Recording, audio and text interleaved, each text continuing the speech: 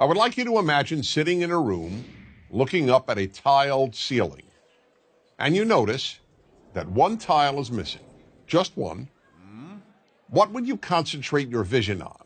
What would you look at the most? The answer, of course, is the missing tile.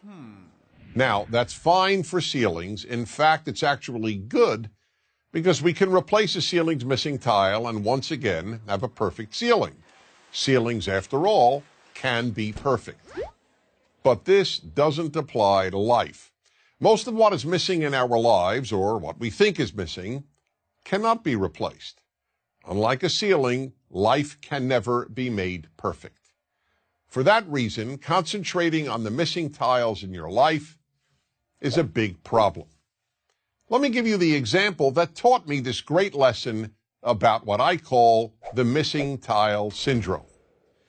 A bald man once said to me, "You know, Dennis, whenever I walk into a room with people, all I see is hair." When I heard this, I immediately realized that in this regard, this man sees the world completely differently from how I do. Because I have all my hair. When I walk into a room, I don't even notice hair. It's not a missing tile for me. But for this person, hair is what he sees. This applies in some way to everyone. When a woman who thinks she has imperfect legs walks into a room, all she sees are perfect legs. Or take the example of the woman who once said to me, "Wherever I go, all I see are pregnant women." Now, how could that be? The vast majority of women, even those young enough to be pregnant, are not pregnant at any given time. But that was all she saw because she wanted to get pregnant and wasn't able to. Her missing tile was not having a child. That's the way human nature is. We focus on what's missing in our lives.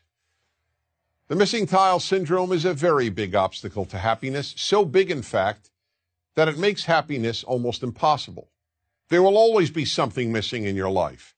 When you see other people's kids, you'll think you see tiles that are missing in your own children. Gee, why can't my kid study as hard, or be as polite, or be as bright, or be as good-looking, or be as athletic?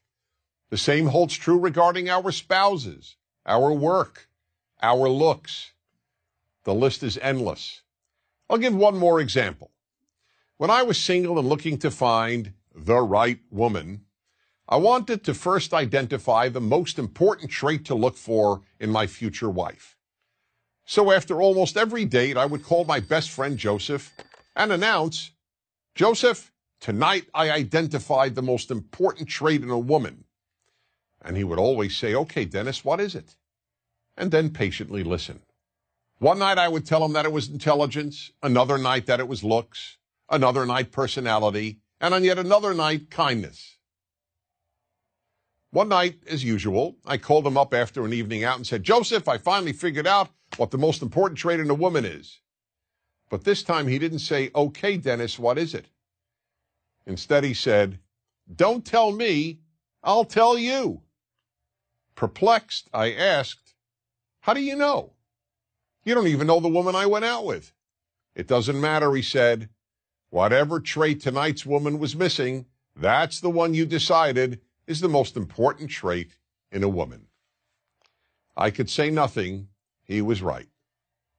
Whatever that night's date was missing is what I would declare the most important trait in a woman.